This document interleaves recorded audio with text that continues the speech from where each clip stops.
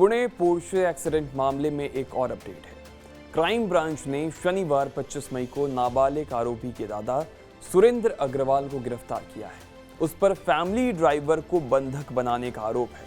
Crime branch के अधिकारी के मुताबिक 18-19 मई की रात हादसे के बाद आरोपी के दादा और पिता ने नाबालिग को बचाने के लिए ड्राइवर को फंसाने की प्लानिंग की थी। ड्राइवर की शिकायत पर पुलिस ने दोनों के खिलाफ आईपीसी की धारा 365 यानी कि गलत तरीके से कैद करने के इरादे से अपहरण करना और 368 यानी गलत तरीके से छिपाना या कैद में रखना के तहत मामला दर्ज किया है।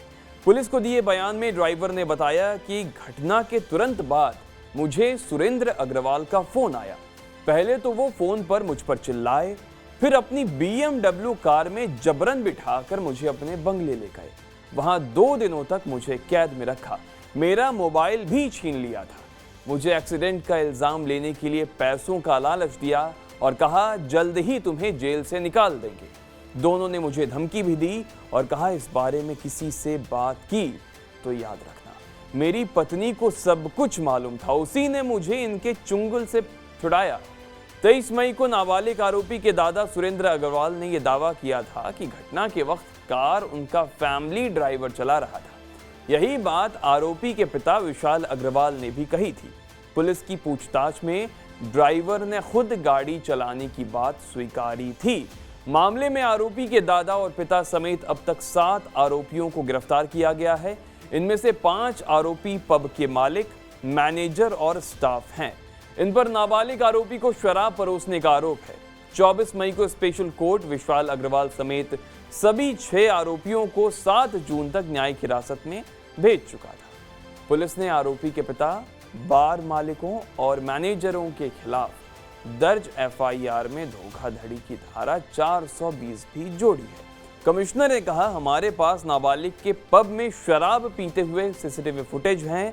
ऐसे में हम सिर्फ ब्लड सैंपल रिपोर्ट पर ही डिपेंडेंट नहीं है। पुलिस कमिश्नर ने कहा कि मामले में सबूतों के साथ छेड़छाड़ करने की कोशिश की गई थी ताकि ये दिखाया जा सके कि आरोपी नाबालिग गाड़ी नहीं चला रहा था। इंटरनल इंक्वायरी में पता चला है कि कुछ पुलिस कर्मियों की ओर से चूक हुई थी। उन पर सबूत नष्ट करने का आरोप है, इसलिए उनके खिलाफ भी कार्रवाई की जाएगी। अब पूरा मामला एक बार फिर समझ लीजिए कि है क्या। 18-19 मई की रात 17 साल 8 महीने के आरोपी ने लग्जरी पोर्शे कार से बाइक सवार युवक युवती को टक्कर मारी थी। हादसे में 24 साल का IT इंजीनियर अनीश अवधिया और अश्विनी कोस्टा की मौके पर मौत हो गई। दोनों मध्य प्रदेश के रहने वाले थे। मौके पर मौजूद स्थानीय लोगों के मुताबिक कार ने बाइक को पीछे से टक्कर मारी। हादसे में दोनों की ऑन द स्पॉट डेथ हो गई थी। हादसे के वक्त कार की स्पीड तकरीबन 20 किलोमीटर प्रति घंटे की रही होगी, ऐसा अनुमान लगाया जा रहा है CCTV फुटेज देख के। हादसे के 15 घंटे के भीतर यानी 19 मई को जुवेनाइल जस्टिस बोर्ड ने मामूली शर्तों के साथ आरोपी को रिहा कर दिया। आरोपी को सड़क दुर्घटना पर 300 शब्दों का निबंध लिखने, 15 दिनों तक ट्रैफिक पुलिस के साथ काम करने और शराब पीने की आदत के लिए काउंसलिंग लेने को कहा गया था। पुणे पुलिस ने जुवेनाइल बोर्ड से कहा कि अपराध बेहद गंभीर है, इसलिए नाबालिग आरोपी पर बालिग की तरह कानूनी कार्रवाई होनी चाहिए। जुवेनाइल बोर्ड के फैसले के खिलाफ पुलिस सेशन कोर्ट पहुंची। कोर्ट ने पुलिस को बोर्ड में रिव्यू पिटीशन देने को कहा। 22 मई को जुवेनाइल बोर्ड ने नाबालिग को एक बार फिर तलब किया और 5 जून तक बाल सुधार गृह में भेज दिया। हादसे की रात आरोपी अपने दोस्तों के साथ 12वीं के रिजल्ट का जश्न मनाने गया था। उसने घटना से पहले 2 पब में 48,000 रुपए की शराब पी थी। FIR के मुताबिक नाबालिग के पास ड्राइविंग लाइसेंस नहीं था। ये जानने के बावजूद उसके पिता ने उसे लग्जरी कार चलाने दी। बिल्डर को ये भी मालूम था कि उसका बेटा शराब पीता है, फिर भी उसे पार्टी में शामिल होने की इजाजत दी। और ये सवाल इसलिए उठ रहे हैं क्योंकि बच्चा नाबालिग था।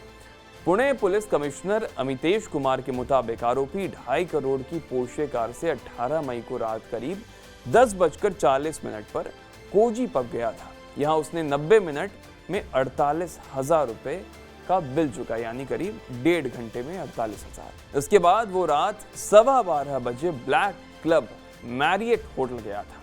यहाँ से निकलने के बाद रात 2 बजे उसकी कार से एक्सीडेंट हुआ था। हादसे के बाद आरोपी का ब्लड टेस्ट कराया गया है।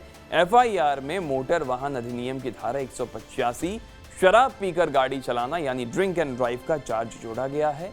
उसके खिलाफ आईपीसी की धारा 304 यानी गैर इरादतन हत्या और मोटर वाहन अधिनियम के प्रावधानों के तहत भी मामला दर्ज किया गया है। तो ये कुल लेखा जोखा इस केस का था। बाकी इस केस में क्या होता है आगे जो भी अपडेट आएगा हम आपको बताते रहेंगे। शुक्रिया।